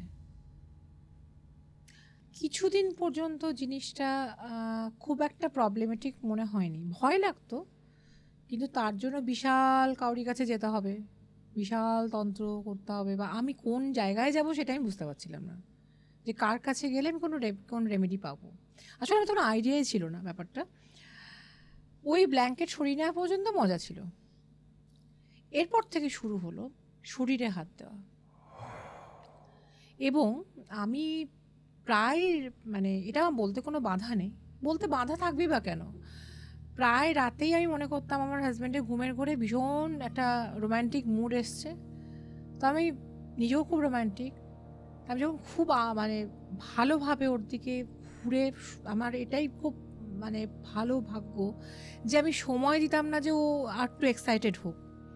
আমিও যখন রেসপন্সটা করার জন্য ওর দিকে তাকাতাম, দেখতাম কেউ নেই। কি বলছেন? কেউ নেই। এবং ও শুরু হলো এবার পায়ে হাত দেওয়া, আস্তে আস্তে নাইটি সরিয়ে সরিয়ে সরিয়ে সরিয়ে, বা প্লাজো পরলে প্লাজো সরিয়ে সরিয়ে সরিয়ে সরিয়ে, হ্যাঁ, বা কোনো রকমে আপার পোর্শনের থেকে লোয়ার পোর্শনের দিকে ওর বেশি আকর্ষণ ছিল, কারণ ওর ইন্টার কোর্স করার ইচ্ছা হয়েছিল। একটা ছেলে যার স্পর্শে আমি বুঝতে পারছি ছেলে, যাকে আমি বুঝতে পারছি, যাকে আমি চিনি না, তার সঙ্গে ইন্টার কোর্স করা মানে এটার মানেটা কি? তার ওপরে তার কোনো শরীর নেই, তারপর তার কোনো শরীর নেই, শরীর নেই সেটা মনের দিক থেকে তুমি বলতে পারো, লোকের কাছে, লোকের সমাজে তুমি পাপ করছো না, তুমি হয়তো এটাকে একটা মানে তোমার একটা এন্টারটেনমেন্ট পারপাস হিসেবেও নিতে পারো, যে ভালোই তো হচ্ছে, যদি সেই রকম মানসিকতা হয়। কিন্তু সেরকম মানসিকতা তো মিডল ক্লাস ফ্যামিলি মেয়েতে থাকে না, বা এটা তো কোনো মজাও নয়, বা আমার মনে হয় এটা নিয়ে কেউ মজা করেও না, অত সাহস কাউরি নেই। এক্স্যাক্টলি। একদিন এমন হয়েছে যে দুপুরবেলায় ও বসে আছে, ল্যাপটপে কাজ করছে, হাজব্যান্ড, ছুটির দিন শুক্রবার। আর আমি লক্ষ্য করতাম শুক্রবার, আমি লক্ষ্য পরে করেছি, বৃহস্পতিবার রাত, শুক্রবার রাত এগুলো বেশি হতো। বৃহস্পতিবার রাতে আমাদের একটা প্রচুর পরিকল্পনা থাকতো যে আজকে কালকে দিনটা ছুটি, আজকে রাত্রিবেলা চুটিয়ে আড্ডা মারবো, সিনেমা দেখবো, কফি খাবো, আনন্দ করব। আমার সঙ্গে বৃহস্পতিবার রাতে ওর কোনো না কোনো কিছু নিয়ে আমার হাজব্যান্ডের সঙ্গে গোলমাল হবেই। শুক্রবার দিন ছুটি কিভাবে? শুক্রবারটা অফ ডে হাজব্যান্ড অফ। আচ্ছা। আর শুক্রবারটা জিন বুঝতেই পারছো, ওরা বেশি এনার্জি পায়। এবং ততক্ষণ পর্যন্ত আমার পুরো অত্যাচার চলতো ওই এন্টিটির, যতক্ষণ না পর্যন্ত আজান তো। আমি আজান হওয়ার পর তখনও আমার মাথায় কিন্তু এটা ক্লিক করেনি, ওই ভোরের আলো ফোটার পর আমি কিন্তু ঘুমোতাম, আজানটা শেষ হওয়ার পর। তা সেদিন এমন হয়েছে যে ও দুপুরবেলা কাজ করছে, শুক্রবার দুপুরে। মানে এই সময়গুলোতে কি ফিল করতেন? মানে কেউ টাচ করছে, হাত দিচ্ছে, এবং সে শরীরের মধ্যে তার ইন্টারকোর্স করতে গেলে যা লাগে, এক্সাইটেড করতে গেলে যা লাগে, মানে আপনার ফিল হতো যে কেউ ইন্টারকোর্স করছে আপনার সাথে? হ্যাঁ, ইন্টারকোর্স করছে না, সে টাচ করছে সব জায়গায়, কোনো জায়গা বাকি নেই। এইটা ছিল আমার। যখন আমার জ্ঞান আসতো, মানে জ্ঞানই তো থাকতো, তখন আমি বোধহয় আমার স্নান করতে এত সময় লাগে না। আমি সে যত রাতই হোক, যত দুপুরই হোক, যত সকালই হোক, যে সময় শীতই হোক, বর্ষাই হোক, আমি গরম জল ঠান্ডা জল কিছু মানতাম না। ওই গোটা গা আমার সাবান দিয়ে ধুতাম আর কানতাম, মনে হতো আমার গোটা গায়ে পাপ লেগে আছে। একটা অদ্ভুত ফিলিংস হতো কোথাও। এবং আমার হাজব্যান্ড আমাকে খুব বোঝাতো সেই সময়, খুব সাপোর্টিভ। সবসময় আমি একটা কথাই বারবার বলছি, আমি বাবাকেও বলতাম এই কথাটা, এটা বলতে তো কোনো বাধা নেই, বাবাকেও বলতাম, মাকেও বলতাম, মাসিকেও বলতাম। দিদা তখন বেঁচে ছিলেন না, দিদা যতদিন ছিলেন ততদিন বলেছি। এরকম হয়েছে, ও ল্যাপটপে কাজ করছে, যেটা বলতে বলতে আমাদের একটু অন্যদিকে কথাটা চলে গেল। ও ল্যাপটপে কাজ করছে, আমি দেখছি ও রীতিমতো আমার তলপেট, মানে পেটের একদম লোয়ার পোর্শন থেকে ও আর কি ও টাচ করছে। এবং তাতে দেখো, আমি একটা রক্ত মাংসের মানুষ, একটা টাচ যদি তুমি ফিল করো এবং সেই টাচটার মধ্যে যদি সত্যি টাচ করার মতন টাচ হয়, তোমার শরীর কিন্তু রেসপন্স করবে কৌস্তব। এটা যে বলে রেসপন্স করে না, সে মিথ্যে কথা বলে। তোমার মন চাইছে না, তোমার শরীর রেসপন্স করছে, আর এর থেকে বেশি কিছু বলার দরকার নেই। আমি বুঝতে পারছি যে আমার শরীর রেসপন্স করছে, আর আমি দেখতে পাচ্ছি আমার হাজব্যান্ড সামনে বসে ল্যাপটপে কাজ করছে। আমি শুধু ওকে হাতটাকে দিয়ে বোঝানোর চেষ্টা করছি, হাতটা উঠিয়ে, যে তুমি আমাকে মানে জোর করে ধাক্কা দিয়েও তোলো। আপনি ঘুমিয়ে তখন না? আমি তো অর্ধেক তাকাতে পারতাম। আচ্ছা। আমি ঘরে লাইট, পুরো অ্যাম্বিয়েন্স সব কিছু ফিল করতে পারতাম, দেখতে পেতাম তো। আমি সামনে বসেও কাজ করছে। আমি যখন অনেকক্ষণ পর বুঝতে পারলাম যে এভাবেই চলুক, আমি যখন অনেকক্ষণ পর বুঝতে পারলাম যে এভাবেই চলছে, কোনো ব্যাপার নেই, কোনো থামাথামির ব্যাপার নেই, ও করেই যাচ্ছে আমাকে, তখন আমি জোর করে কোনো রকমে উঠে আমি আমার হাজব্যান্ডকে জড়িয়ে ধরে কেঁদে বললাম, তুমি বুঝতে পারলে না আমি এতক্ষণ ইশারা কী করছি? ও তো ইশারাই হচ্ছিল না, তো হাত, তুমি তো শুয়েছিলে, ঘুমিয়েছিলে, আমি কী করে বুঝবো? তো এইভাবে দিনের পর দিন, রাতের পর রাত আমার কাটতে শুরু করলো। এখানে একটা কথা বলি, সেটা হচ্ছে যে আমি যখন এই পডকাস্টটা করছি না, এত ধরনের এত ডিস্টারবেন্স আসছে, এত প্রবলেম আসছে, ইভেন পেছনে একটা লাইট জ্বলছিল আমাদের, ঠিক আছে, সেটাও বারবার নিভে যাচ্ছে। তো আমি অনেক রাখা দরকার, আমি অনেক রাখার থেকেও বড় কথা হচ্ছে এখন এতবার হয়েছে না ব্যাপারটা। এখন আমরা শুরু করেছি অ্যারাউন্ড 9:30টার সময়, এখন এরকম একটা টাইমিং প্রায় 2 ঘন্টার মতো হয়ে গেছে। আমি আর আমার ধৈর্য নেই যে আমি আবার লাইটের চার্জ হবে, লাইটের প্রবলেম ঠিক হবে, ততক্ষণ আমি ওয়েট করবো। দ্যাটস ওয়াই আমি এই জিনিসটা, এই কন্টিনিউয়েশন শটটা রাখছি। তো যারা যারা দেখছেন তাদের কাছে আমি ক্ষমা চেয়ে নিচ্ছি। এরকম যখন অদ্ভুত সময়ের মধ্যে দিয়ে যাচ্ছিলাম, অথচ আমি বাড়িতে বলছি, আমার বাবা বিশ্বাস করছে, মা বিশ্বাস করছে, মাসি বিশ্বাস করছে, হাজব্যান্ড বিশ্বাস করছে, আর কেউ বিশ্বাস করছে না, আর কেউ রেমেডিও দিতে পারছে না। আর যেগুলো দিচ্ছে সব টেম্পোরারি হচ্ছে। এই বাড়ির এখানে পোতো, এটা বাড়ি বন্ধন করো, কিছু একটা গায়ে পড়ো, কিন্তু সেটা আমি না রাখতে পারতাম না। যাই দিত আমার দুদিন পর মনে হতো, ইভেন তোমার কাছে আসার আগেও আমার মনে হচ্ছিল তারকেশ্বরে সুতো বাঁধা আছে, কতক্ষণ আমি খুলবো। আমাকে তো দুদিন ধরে গা চুল করছে, মানে কতক্ষণে খুলবো। এবং এটা আমার একটা সিকিমে একটা শিব মন্দির থেকে নেওয়া, গণেশ মন্দির থেকে, কতক্ষণে খুলবো আমি। তো যাই হোক, আমি যখন একদিন কলকাতার বিগ বাজারে, তখন আমি কেনাকাটা করতে আসছি, হঠাৎ করে ভাগীরথীতে আছি, তখন আমার কলকাতায় ফ্ল্যাট হয়নি। তা আমার মা হঠাৎ করে ফোন করে বললো, মানে ভীষণ এক্সাইটেড মা, যে আমার ডাকনাম হচ্ছে দোলন, দোলন তোর যা হয় তোর একার হয় না। কি আমার হয় আর কি একার হয় না? তারপরে তোর যেটা প্রবলেমটা হয় রাত্রিবেলায়, যে তোর সঙ্গে কেউ একসঙ্গে, মানে তোর সঙ্গে থাকতে আসে, সম্পর্ক তৈরি করতে আসে জোর করে, সেটা ইউরোপ এবং আমেরিকায় খুব বিশ্বাস করে, এবং ওখানকার লোকেরা অনেক বেশি বলতে পারে। এখানে আমরা অনেক বেশি কথাবার্তা আমাদের রেস্ট্রিক্টেড, হ্যাঁ, কনজারভেটিভ মাইন্ডেড। যাকে সমাজ কি মনে করবে, সংসার কি মনে করবে, তার অনেকের হাজব্যান্ড সাপোর্টিভ না, বা অনেক ছেলেদের কাছেও কিন্তু আসে অপোজিট জেন্ডার, ঠাট্টা করবে, মনে বলতে পারে না। তখন আমি না নিশ্চিন্ত হলাম প্রস্তাব, যে আমার অসুখটা, বা মানে এটা আমি অসুখই বলবো, কারণ সুখের নয় এটা, তো আমার অসুখটা আমার একার নয়। যখন আমার একার নয়, তাহলে রেমেডি আছে, কারণ এটা হয়। আমি একমাত্র পৃথিবীতে পার্সন না যে যার সঙ্গে জোরপূর্বক কেউ থাকতে আসছে। এইরকম একটা সময় চলতে চলতে যেটা হলো, সেটা হচ্ছে আমার ছেলের 2008-এ, তখন আমার ছোট ছেলেটা হয়ইনি, প্রচণ্ড রকমের, মানে আমি কিন্তু শাল ঘোরাফেরা করছি, জন্ডিস হলো। এবং তখন আমার হাজব্যান্ডের সঙ্গে একটা প্রচণ্ড রকমের মিসআন্ডারস্ট্যান্ডিং তৈরি হলো, এবং মিসআন্ডারস্ট্যান্ডিং তৈরি হতোই কিন্তু এরকম কারণে, মানে আমার উপর কেউ অধিকার আছে সেটাও নিতে পারতো না সেই এন্টিটি, এবং সেটা কিন্তু একজনেই ছিল। আচ্ছা। তো আমি সেটা বুঝতে পারতাম স্পর্শে। তো আমি একদিন রাত্রিবেলা ভাবছি, আমি একে আগে এখান থেকে বিদায় করব, এর জন্যই যত গোলমাল, আমার মাথা খারাপ করে দেয়, আমার চেঁচামেচি হয়ে যায়, আমার হাজব্যান্ড অভিমান করে চলে গেছে অন্য জায়গায়, মানে ওর চেম্বারের কাছে বা চেম্বারে আছে, আর আমার ছেলেটা এরকম অসুস্থ। প্রত্যেকটা দিন আমার বাবা ঠিক ভোর 5টার সময় আমাকে ডাকতো, মানে 5টা পর্যন্ত, হয়তো ভোর 5টা পর্যন্ত হয়তো আমি কান্নাকাটি করেছি। আমার এরকম হতো, সারা রাত জানলার ধারে বসে কাঁদতাম, আর সারাদিন জেদ থাকতো আমি আমার হাজব্যান্ডকে সেদে ফোন করবো না। আমি কেন ফোন করতে যাব? আর রাত হলে মনে হতো আমি কেন ফোন করব না। আমি একবার ফোন করে বলি, যা হওয়ার হয়ে গেছে, চলে এসো, আমি রেকটিফিকেশন করে নেব। এটাই কোনো ছোট হয় না। যে আর মেরুদণ্ড খুব শক্ত, সেই এগিয়ে গিয়ে হাতটা ধরতে পারে, আমি বিশ্বাস করি। একদমই তাই। এবং সরি বলতে পারে, ভুল স্বীকার করতে পারে, তার জন্য মেরুদণ্ড শক্ত হওয়া দরকার। রাত হলে এই আবেগটা আসতো, আর দিন হলে আবেগটা উবে যেত। এটা অনেকটা উল্টো না ব্যাপারটা? একদম কর্পূরের মতন। আমি বললাম না, আমার কাছে ওর কোনো সময় ছিল না, ও 24/7 আমার কাছে থাকতো, মানে ওই এন্টিটি কাছে আমার ব্রেন নিয়েও খেলা করতো।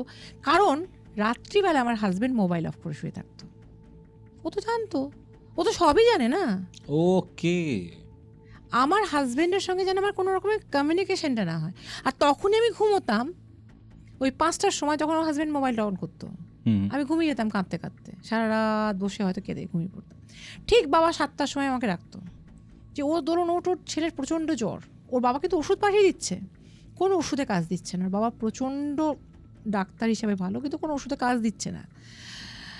তো আমি ভাবছি যে কি করব, মানে হাই টেম্পারেচার। তখন আমার বাবা ওকে ফোন করছে, আবার ওষুধ পাঠাচ্ছে, ইঞ্জেকশন হচ্ছে না, কিছুতেই কোনো কাজ দিচ্ছে না।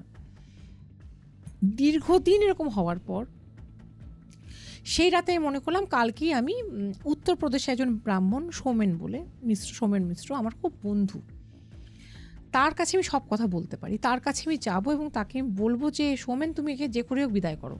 এর জন্যে আমার যত মিসআন্ডারস্ট্যান্ডিং, আমার হাজব্যান্ডের সঙ্গে সম্পর্ক এমন জায়গায় গিয়ে দাঁড়িয়েছে যে ছেলে অসুস্থ আসতে পারছে না অভিমান করে, আমার ছেলেটা এতটা অসুস্থ বুঝতেও পারছে না, এবং প্রত্যেক দিন ওই একই টাইমে অসুখ হচ্ছে, একই টাইমে জ্বর আসছে। সেই রাতে এমার্জেন্সি লাইটটা জ্বলছে ওই পিছনে, সামনে একটা মানুষ যদি একটু শর্ট হাইট হয়, একটা ছেলে শর্ট হাইট হলে, খুব লম্বা নয় কিন্তু, অথচ পুরো ব্ল্যাকিশ, মানে একটা অবয়ব হ্যাঁ দাঁড়িয়ে আছে। আমাকে শরীরটা ওইটা হওয়ার আগে কী হতো যেন কৌস্তব, যখন কোনো এন্টিটি আসতো আমার কাছে, মানে ওই এন্টিটি আসতো, আমার শরীরটা একটা ঝাঁকুনি দিত, ঝাঁকুনি দিয়ে আমি না একদম নিস্তেজ হয়ে যেতাম, আর কোনো ক্ষমতায় থাকতো না। আমি বুঝতে পারতাম কিন্তু এবার আমার উপর কী হবে। সেদিন কিন্তু আমার সঙ্গে কোনো শারীরিক সম্পর্ক নয়, সেদিনও আমাকে বলতে এসছে আমাকে তাড়াস না, আমাকে তাড়াবি না, মানে আমাকে জীবন থেকে তোর বিদায় করিস না, এটা একটা কিছু ভাষা বলছে আমাকে, এই ভাষাই বলছে কিছু একটা, জীবন থেকে আমাকে তুই তাড়িয়ে দিস না বা কিছু একটা বলছে। আমি ওই ঘুমের ঘরে সেই আস্তে আস্তে কথা বলে না, তা আমি কিন্তু বলছি যে এরকম, আমার মনে হচ্ছে আমি জোরে বলছি কিন্তু আমি কিন্তু আস্তেই বলছি যে না যত অশান্তি আমি তোমাকে রাখবো না। তো বলছে তুই যা চাইবে আমি দেবো। তখন আমার কাছে একটাই চাও, আমার ছেলেটা সুস্থ হোক। তাই বললাম, আমি তখন বলেছিলাম একটা কথা আমার স্পষ্ট মনে আছে, আমি একটুও না বাড়িয়ে তোমাকে আজ এতক্ষণ পর্যন্ত আমি যা বললাম এর মধ্যে কিন্তু কোনো রকম মানে কিচ্ছু মেশানো নেই, সবটাই সত্যি, একদম। তো সেখানে কোনো বাড়তি কথাই বলছি না, সেখানে বলছে যে আমি বললাম তাহলে আমার ছেলেটাকে একদম সুস্থ করে দাও, আমি সুস্থ করে দেবো, তুমি আমাকে তাড়িও না, বা কি তুই আমাকে তাড়িও না, তাড়াস না, এরকম কিছু কথা। তারপরে দিন তখন আমার হঠাৎ করে ঘুমটা ভেঙে গেল। আমার ওই টাইমে ঘুম হয় না, কারণ ওই টাইমে বসে বসে কাঁদি, ডিপ্রেশনে চলে যাই, মানে পুরো একদম আমার, যেহেতু আমার হাজব্যান্ড আমার কাছে নেই, ফোন পাচ্ছি না।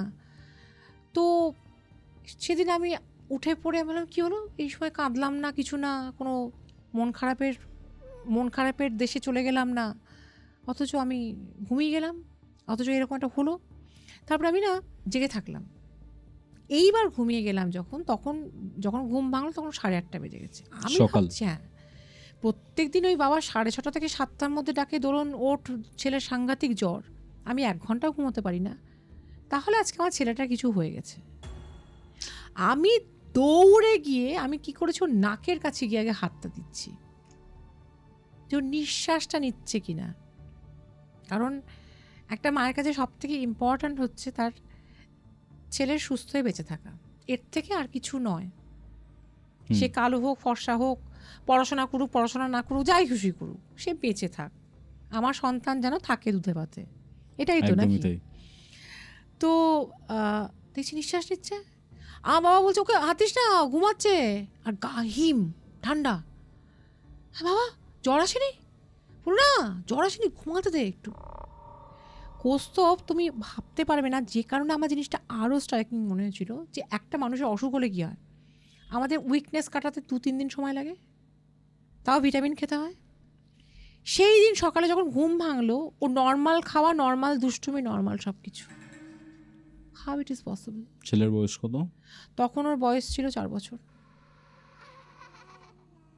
একদম স্বাভাবিক, এবং সব রিপোর্ট নর্মাল। তারপরে যখন করা হলো, যার 60 ছিলই না। এইবার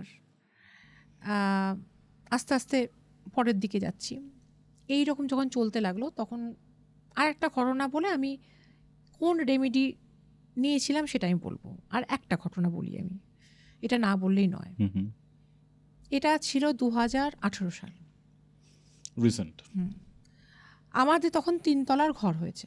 আমি মনে করলাম না, ওই মুর্শিদাবাদে বেলডাঙায় 3 তলায় ঘর হয়েছে। আমি ভাবলাম 2 তলার ঘরটা হচ্ছে হন্টেড, যেখানে স্পিরিটটা আসছে।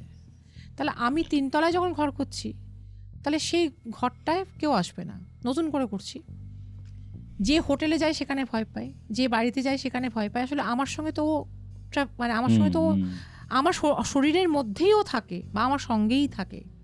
সেটা আমার ধারণা হলো 3 তলার ঘর করার পর। আমি কাজ থেকে দেরিতে ফিরছি, ঘরে ঢুকতে যাচ্ছি, ঠিক এই নিঃশ্বাস, আমি আর ঢুকতে পারতাম না। মানে তুমি এত দেরিতে এলে, আমরা মানুষ হলে যেমন বলি একটা রাগের নিঃশ্বাস ফেলে, ঠিক সেরকম। এই করতে করতেই একটা মেডিকেল কনফারেন্সে আমার হাজব্যান্ড হায়দ্রাবাদে গেছিল। হায়দ্রাবাদে যাওয়ার পর আমি ওপরে একা আছি, আমার প্রচণ্ড সাহস, কিন্তু ছোট বাচ্চাটাকে নিয়ে আমি একা শুয়ে আছি, আর নিচে ছেলেটা, বড় ছেলেটা আর বাবা আছে, কারণ বাবা তখনও ছিলেন বেঁচে। মানে আপনি কি বিয়ের পরে নিজের বাপের বাড়িতেই থাকতেন? হ্যাঁ, কারণ আমার সঙ্গে ওদের একটা মিসআন্ডারস্ট্যান্ডিং হয় এবং আমি আমার বাচ্চাটা হওয়ার পর আর যেতে পারিনি। মানে আমার শাশুড়ির সঙ্গে আমার একটা মিসআন্ডারস্ট্যান্ডিং হয়। তো এবং আমি যেহেতু একটাই মেয়ে, সেহেতু আমাদের যে পুরো আমাদের পরিবারের যে বাড়িটা, মানে আমাদের কাকা দাদুর বাড়িটা, সেটা কিনে নেওয়া হয়েছিল, আমার হাজব্যান্ড এবং বাবা মিলে কিনে নিয়েছিল। সেই বাড়িটাতেই আমরা থাকতাম, 2 ছেলে, আমার বাবা মার দিদা মাসি, আমি, আমার হাজব্যান্ড, এই 4-6 জনের মধ্যেই মানুষ। তো আমি শুয়ে আছি, আমার ছোটো ছেলের অভ্যেস ছিল কি, আমি যখন ঘুমিয়ে থাকতাম উঠে না ওই লালা ঝোলা ঠোঁটে মানে এলোমেলো আদর করতো। আমি খুব এনজয় করতাম, কিন্তু বাচ্চাদের একটা আদরের, একটা বাচ্চাদের ঘাড়ের কাছে বা আদরের একটা অদ্ভুত গন্ধ হয়, সুন্দর গন্ধ হয়। সেদিন অনেক রাতে আমি শুয়ে আছি, আমি দেখছি ওরম করে মানে ওটার আদর হচ্ছে। আমি বলতে যাবো কোস্তাব করিস না, পরে করি বলতে যাচ্ছি, দেখছি বলতে পারছি না। তখন আমি বুঝলাম যে ওটা স্বাভাবিক নয়, আপনার বাচ্চা নয়, বাচ্চা নয় নিশ্চয়। আমি তাকাতে পারছি না, কিন্তু হাত পা নাড়াতে পারছি না। আমি যখন খুব জোর করে উঠলাম, ঘরটা অন্ধকার ছিল, মানে ছোট্ট লাইট জ্বলছিল। তখন দেখলাম যে আমার বাচ্চাটা কিন্তু অনেক দূরে চুপচাপ পাশ বালিশ নিয়ে ঘুমাচ্ছে। সেই দিন আমি 1.5 ঘন্টা বোধহয় আমার ঠোঁটে সাবান ঘষেছিলাম, কারণ তখনও একটা ভেজা ভেজা অনুভূতি হচ্ছিল। এখন সেটা আমার পুরো ভেজাটা ছিল আদৌ, না সেই অনুভূতিটাই আমার মনে তখনও বেঁচে ছিল, জানি না। এই রকম সময় 2019 সালে আমি একজনের দেখা পাই, গ্রামের, যে মুসলিম তন্ত্র হিন্দু যে ধারা, 2 জন মিলে একসঙ্গে কাজ করত, দুটোকে নিয়ে। আমার মাসির বাড়ির সামনে সিদ্ধার্থ বলে একজন ভাড়া থাকতেন, অ্যাস্ট্রোলজার। সে বললেন, আমি তো সব কাজ করব না, আমার সংসার আছে, আমি আপনাকে এর থেকে মুক্তি দিতে পারি, কিন্তু আমি কাজটা করব না। ওদেরকে নিয়ে আসা হলো। ওদেরকে নিয়ে আসার পর আমি যখন 3 তলার ঘরে গেলাম, আমার শোবার ঘরে, তখন বলা হলো যে ও ঢুকলো, দিয়ে বললো, আপনি এসি চালিয়েছিলেন? তাহলে না সিদ্ধার্থ, আমার ঘরটা না ভীষণ ঠান্ডা। আমি তো ভীষণ মানে প্রাউডলি বলছি। তো বললো, আপনি হেসে হেসে বলছেন ঘর ঠান্ডা, আপনি ঘর ঠান্ডার মানে জানেন? তাহলে না তো। বললো, পাশের ঘরটায় চলুন। পাশের ঘরে গেলাম, পাশের ঘর দেখলাম ভীষণ গরম, গরমে থাকতো পাশের ঘরটা। তো বলো, পাশে তাহলে গরম কেন? বলো, আমার ঘরে তো ফল সিলিং করা আছে। ফল সিলিং তো পাশের ঘরেও করা আছে। তখন আমার খেয়াল হলো পাশের ঘরেও কিন্তু ফল সিলিং করা আছে, তাহলে আমার ঘরটা ঠান্ডা, তার কারণ আছে। এবং তুলসী গাছ বাঁচতো না, একটা তুলসী গাছ বাঁচতো না আমার বাড়িতে। ওরা একটা কাজ করলো, সেটা হলো যে ওদের কাজটা একমাত্র কমপ্লিট করেছিল ওরা, তা নাহলে কেউই কাজটা ঠিক কমপ্লিট করতে পারেনি। আর সোমেনের কথা আলাদা, সোমেন আমার খুব বন্ধু, অন্য টাইপের ছেলে। তো ওরা একটা কাজ করেছিল, ওরা না আমার ঘরে একটা ছবি এঁকেছিল চক দিয়ে, এবং আমাকে 1 ছড়া কলা দিয়েছিল।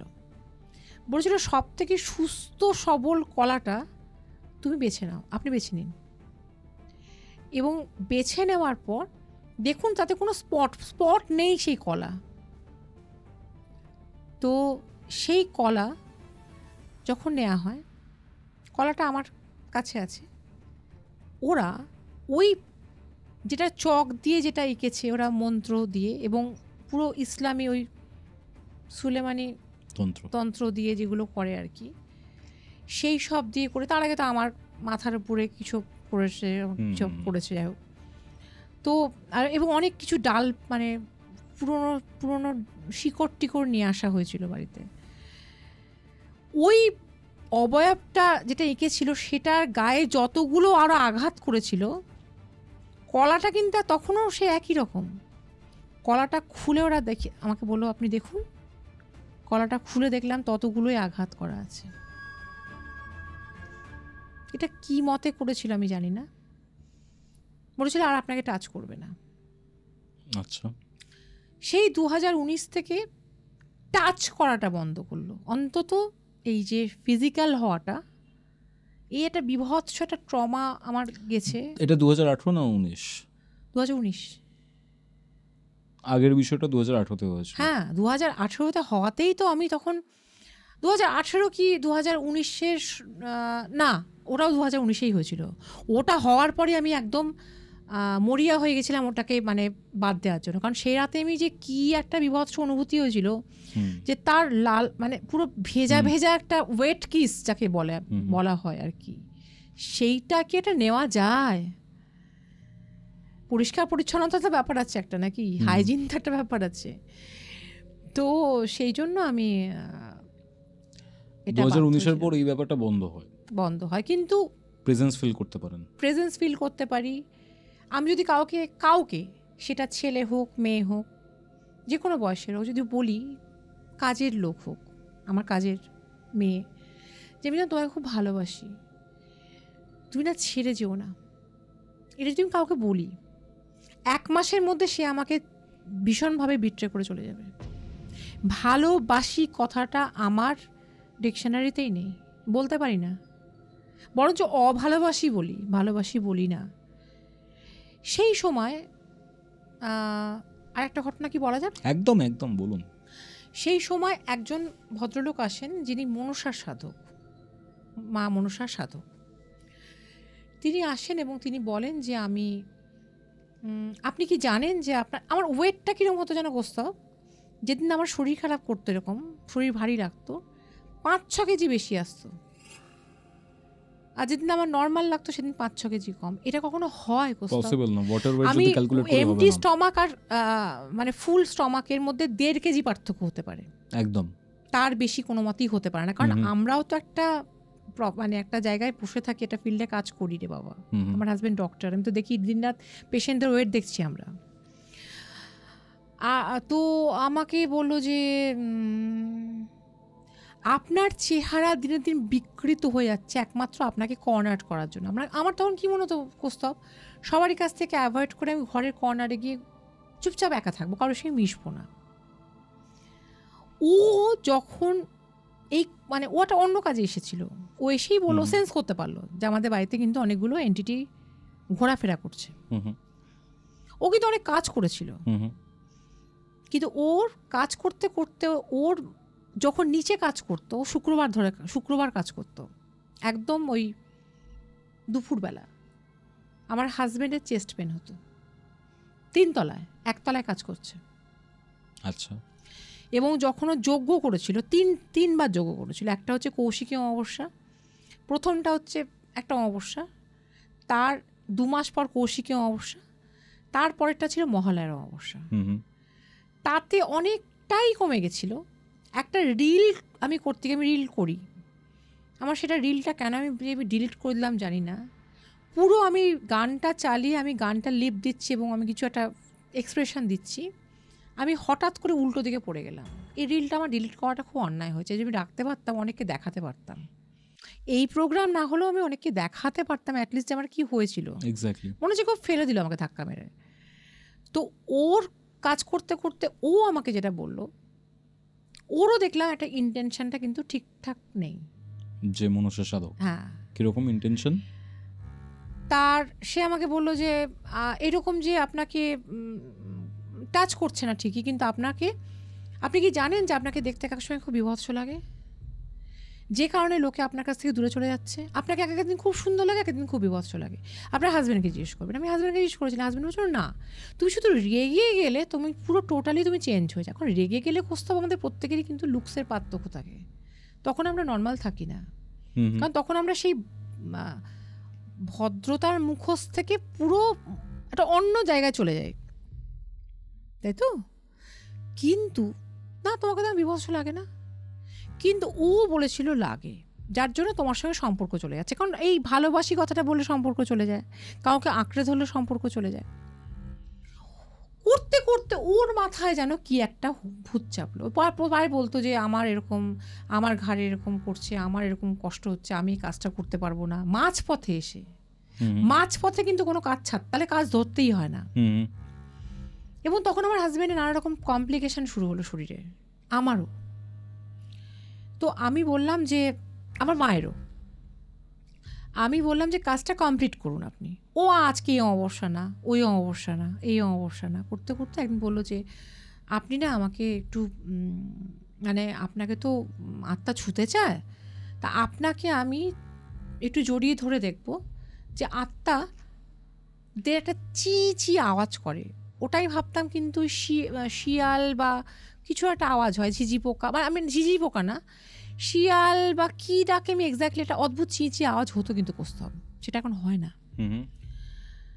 আওয়াজটা কতটা তীব্র হয় আমি দেখব। তখন আমি বলেছিলাম, আপনি আমাকে জড়িয়ে ধরলেও আমি যদি আপনাকে স্বতঃস্ফূর্তভাবে জড়িয়ে না ধরি, সেই এন্টিটি অত বোকা নয় যে যদি সত্যি এন্টিটির জন্য এটা হয়ে থাকে, সে তো আমার আশেপাশে ঘুরছে, সে তো কথা শুনতে পাচ্ছে আমাদের প্ল্যানিংটা। এক্স্যাক্টলি। তাহলে সে তার ইন্টেনশনটা ডিফারেন্ট ছিল। হ্যাঁ, একদম ইন্টেনশনটা ডিফারেন্ট হয়ে গেছিল। পরবর্তীকালে যখন সে ফিরে এসেছিল, কারণ ইনকমপ্লিট করে গেছিল কাজটা, ফলে একটা ডেঞ্জারাস রকমের ভয় পেতাম। তখন ও বলেছিল যে আমার কিন্তু আপনাকে মানে আমার এটা হয়তো আমার সঙ্গে ব্রেন একটা গেম খেলেছিল, তো আমি কিন্তু মাথা ঠিক রাখতে পারিনি, আমার কেন জানি না আপনাকে যে আনন্দনা প্রকারে মানে পেতে ইচ্ছে করছিল। এইটা শোনার পর থেকে আমি চট করে আর কাউরির সঙ্গে এই ব্যাপারটা ডিসকাসও করি না, এবং সে কিন্তু আমাকে অনেকটা রিলিফ দিয়েছে। পুরোটা দিতে পারেনি, কারণ কোনো কাজই কেউ কমপ্লিট করতে পারেনি, কেউ দিতে পারেনি। সে খুব শান্ত, বলে সৌমেনের কথা বললাম, খুব শান্ত মতে কাজ করে। আর এটা পুরো এটা কিন্তু পুরো মুসলিম মতে না হলে হবে না, আর আমি তেমন কোনো লোককে চিনিও না। আজ অবধি আমার ঘরে প্রেজেন্স মাঝে মাঝে অনুভব করি, বাইরে অনুভব করি। ইভেন একবার এমন হয়েছিল, আমি বাড়িতে ছিলাম না, আমার হাজব্যান্ড কলিং বেল বারবার বাজিয়ে যাচ্ছে, কেউ, আমার হাজব্যান্ড এবং ছোটো ছেলে খুলে দেখেছিল কেউ নেই।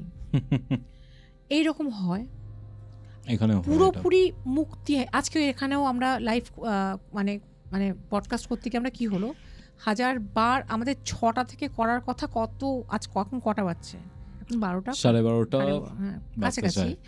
তো আমাদের কখন শেষ হয়ে যাওয়ার কথা, এবং এতটাও তাড়াতাড়ি বলার আমার কথা না, একটু ধীরে সুস্থে বলার কথা, কিন্তু কতবার বাধা পড়লো কৌস্তব। মানে একটা পডকাস্ট যেখানে করতে ওভারঅল শুট 2 থেকে 3 ঘন্টা ম্যাক্স লাগে, ঠিক আছে, সেটা যে ডাবল সময়েরও বেশি হলো। ইভেন আরেকটা যেটা ব্যাপার, একটা পায়ের ছাপ আমরা দেখতে পেয়েছি, একটা পায়ের ছাপ দেখতে পেয়েছি, যেটা সব থেকে আমার কাছে অদ্ভুত লেগেছে, যে পায়ের ছাপ ওইখানে, এবং দাগ ছাপটা কিন্তু একটা বড় মানুষের, বাচ্চার ছাপ নয়, এবং ওটা হাতের ছাপও নয়, এবং পুরো পায়ের ছাপ একটা দেওয়ালে, মানে যেখানে কেউ দেওয়াল বেয়ে উঠবে না, আমার পিছনের দেওয়ালটাতেই সাডেনলি দেখা গেল এটা এমন একটা জায়গায় যেটা এও করা যাবে না।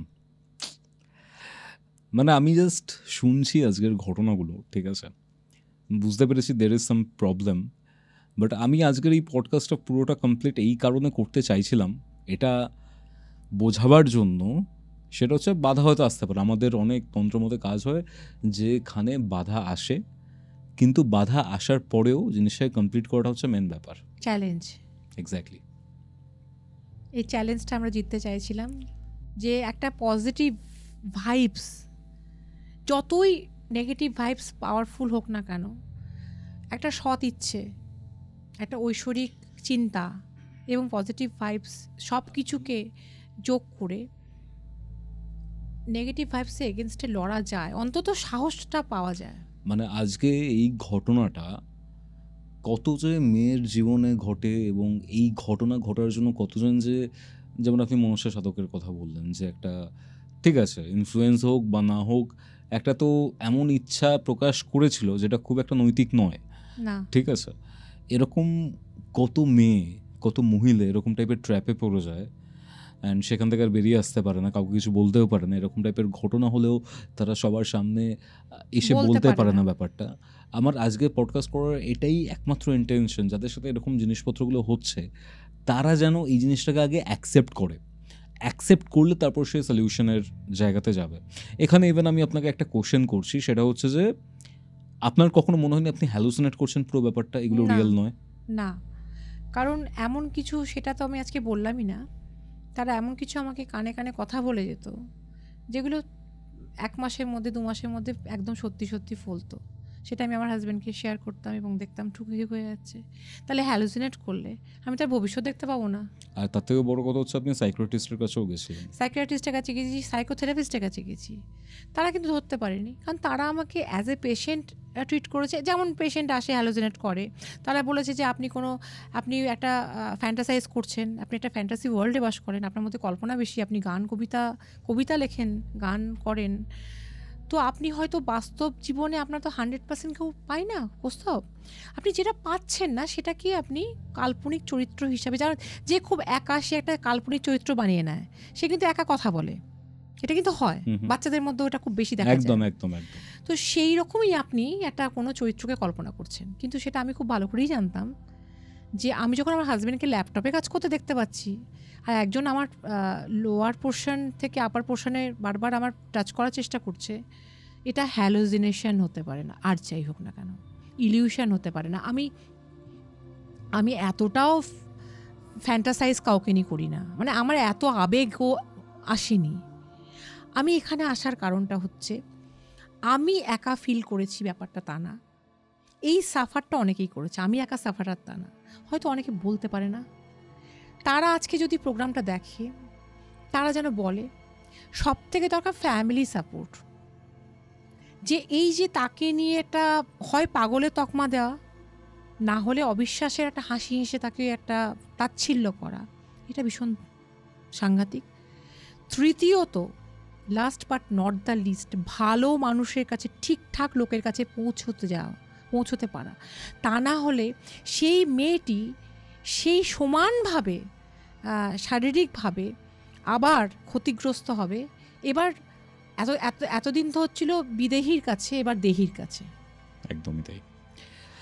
আজকে হয়তো অনেকগুলো কথা আরও বলার ছিল বা অনেকগুলো কথা জানার ছিল, সেটা পসিবল হলো না। ডেফিনেটলি আপনি আবার আসবেন। আপনারা কি প্রিয়দর্শিনীদির পডকাস্ট আরও চান, সেটাও কমেন্ট করে জানাবেন। আর আজকের এই এপিসোড আপনাদের কেমন লাগলো সেটা কমেন্ট করে জানান। ভিডিওটা ভালো লাগলে অবশ্যই লাইক করে শেয়ার করে দিন অ্যান্ড সাবস্ক্রাইব টু কৌস্তবের আড্ডা। ইভেন আপনার যদি কোনো স্পিরিচুয়াল হেল্প লাগে, অ্যাস্ট্রোলজিক্যাল প্রেডিকশন লাগে, ডেফিনেটলি যোগাযোগ করতে পারেন আমাদের অফিসিয়াল হোয়াটসঅ্যাপ নাম্বারে, যেটি হচ্ছে 6290675195। দেখা হচ্ছে পরবর্তী এপিসোডে, এবং এই নাম্বারটা আপনারা ডেসক্রিপশন বক্স এবং কমেন্ট সেকশনের একদম প্রথম পিন কমেন্টে পেয়ে যাবেন। আমাদের চ্যানেলের এরকম আরও এপিসোড দেখতে আপনার মোবাইল স্ক্রিনে আসা ডান দিকের অথবা বাঁ দিকের বক্সে ক্লিক করুন।